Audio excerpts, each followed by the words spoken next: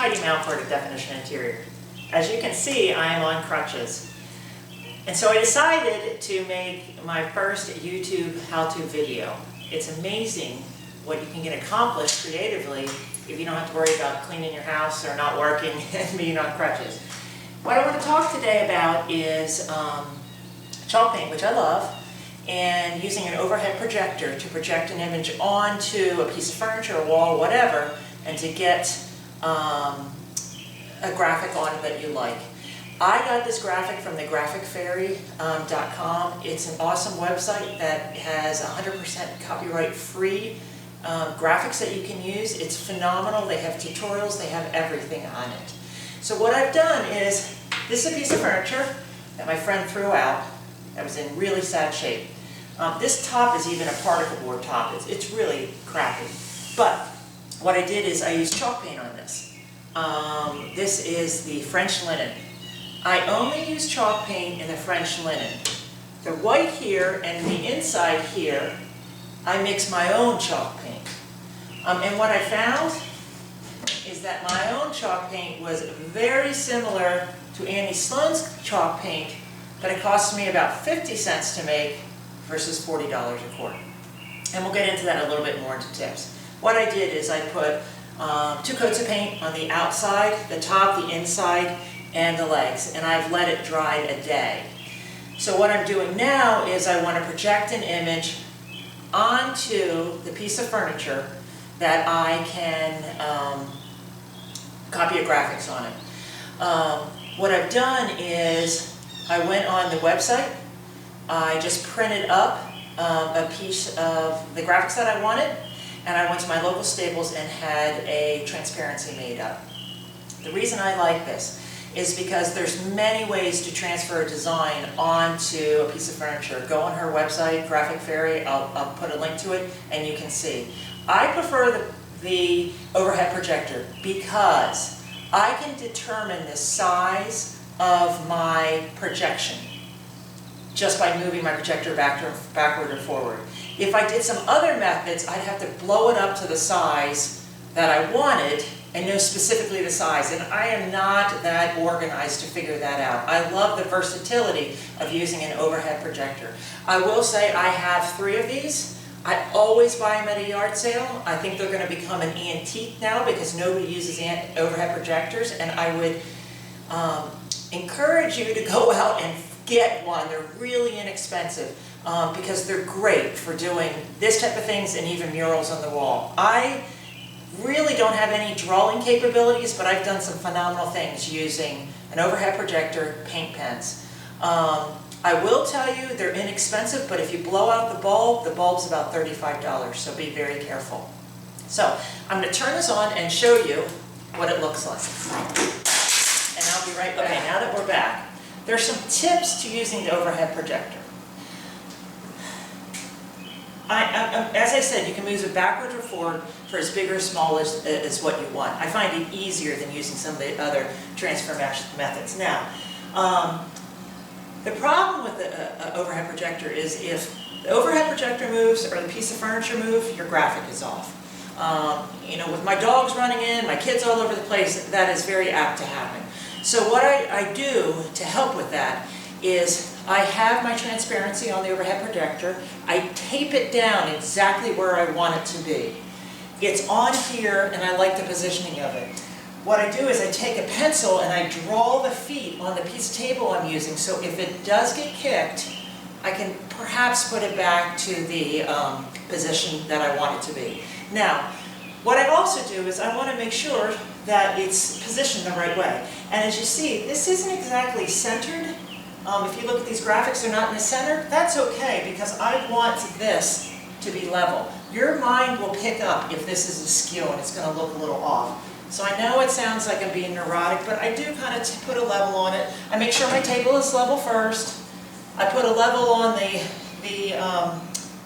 some of the printing I have, and I look at it and I go, and I line it up and I go, okay, that's level. I'll like it when I'm done. From there, we can go ahead and start the graphics. I never trace it with pencil. That just takes way too long. What I'm going to use is either a Sharpie or a Pink Pen. I haven't decided yet, and I'll show you my experiment, and then we can go from there. Okay, the difference between a Pink Pen and Sharpie, and I'm not even sure which I'm going to use yet, so I'm experimenting. Pink pens, you can get at any craft store, Walmart's, things like that. Pink pens have paint in the tip of it. And what you have to do is sit here and shake this for about a minute. And then that makes the paint comes to the tip. They come in fine, they come in broad, they come in all different sizes. So I shook, it's to the tip. So now when I touch it on, this is my Paris linen background, I touch it to it and see how it draws on it. That's the broad, and this is the fine. So I make this line and it draws on it. Kind of cool. Thing's kind of a pain with these is you gotta come, shake them a lot. Sometimes the paint dribbles out. And when, if the paint isn't exactly on the tip, you've got to touch something to get the paint there. Now, when it dries out, and you'll see, like this one has, I used it in the sample here, it starts getting really raggedy at the end, and it's hard. But in the beginning, it has a nice, clean, crisp line to it. The other thing I wanted to fool around with was a Sharpie. I don't understand why I can't use a Sharpie. So this is a Sharpie. This is a brush Sharpie. This is $2. Paint pens like $3.50. They all come in all different colors. Is that I can mark that. That's a pretty cool look too, and it'd be easy to trace on there. Now, what I've done in the sample board is, of course, I did them beforehand. Now, I'll show you exactly what I did. Because I'm totally impatient, I'm like, oh man, is it dry? I go like this, see how it smears? You can't do that with the paint pen. You gotta really make sure it dries. If I'm painting over something, I gotta be aware of where that paint pen is or I'm gonna smear it. Versus, look, the Sharpie dries right away. But the negative to the Sharpie is there's a different color to that. It's not the black that I want. As you can see, I smeared these too. It's not the black that I want. But what I'm thinking is, do I really need that kind of sharp black? Because I'm going to distress it. So this is here.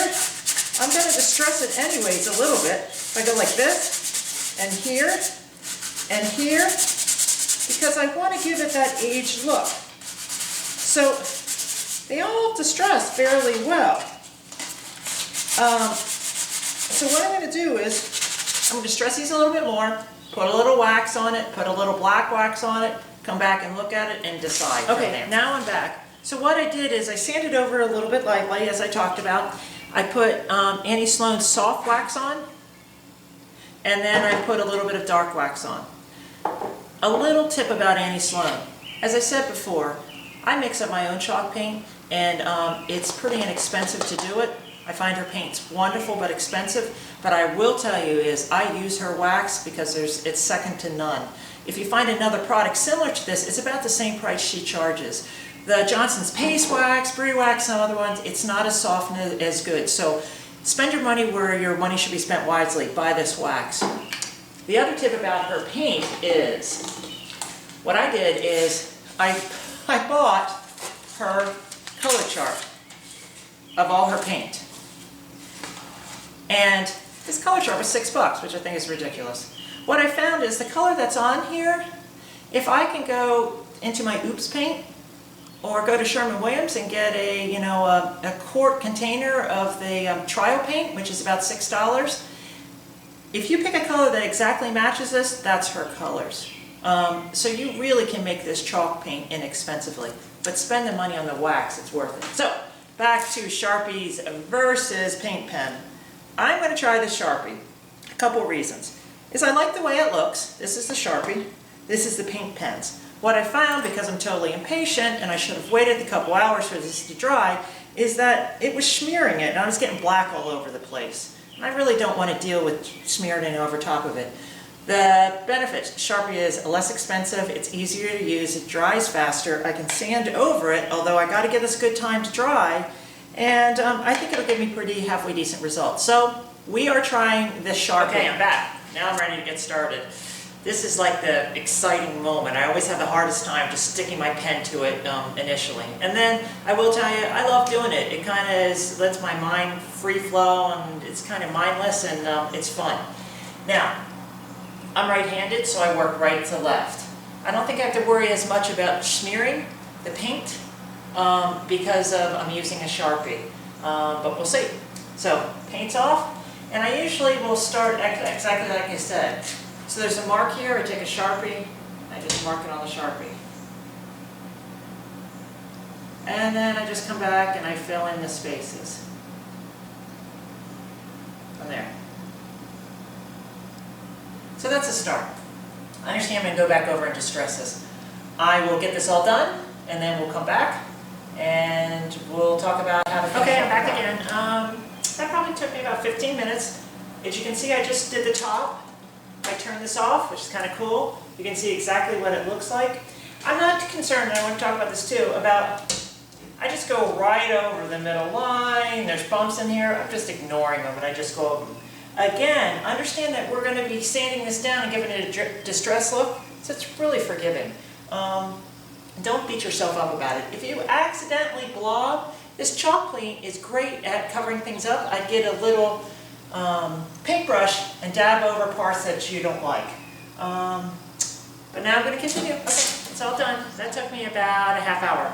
So turn this off. You can see what it looks like. Now I'll go back over because obviously it's kind of herky-jerky when you're doing it.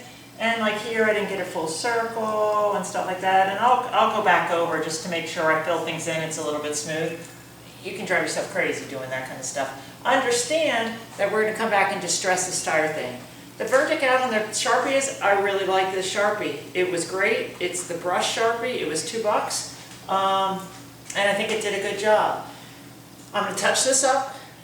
I'm going to lightly go over the entire piece with sandpaper. I'm going to stress the edges. And then I'm going to put some clear wax on it. And then I'll come back when we're done. Distressing a piece is in an art form in and of itself. And there's a ton of YouTube videos on it. For me, I'm just going to kind of lightly go around the edges and stuff, and definitely sand off the words a bit. I do want to mention something about the sanding. What I found is the sanding was really easy. I started out with a 60 grit paper, but it almost took off too much. This side I've already done it, and I'll do a close-up of it. What I like about this is, even though the pictures probably doesn't show, this is was a really awful piece of furniture, which painted multiple times. Where that benefits me is that I've got different layers of paint going on, so I've got this kind of cool little hashtag kind of look going on here, crosshatch, which I like. And I just want to show you is, this is 120 grit paper. See how it's already starting to come up? And I'm really having no problem with getting this to look old. The other thing that I would do, which I've never seen somebody mention, if it was too black, I'd probably dip back into my chalk paint and dry brush over it a little bit, if I wanted to get more of a haze look to it. I'll give you a close-up on this door so you can see what I'm talking about.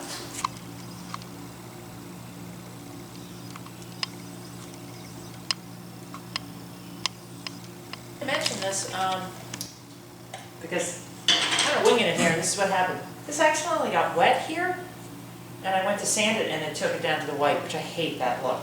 So what I'm doing is, I'm just going back into my chalk paint, and I'm just going to dry brush over it. And I don't like the way it looked. So I'm almost going to cover it up a little bit, and I'll dry brush over the top of this, because it's kind of a similar thing. I can go back, let this dry, then sand it back again to get the look I want. If I have to, I can take the Sharpie, mark that back in again, get the look I want. It's really forgiving.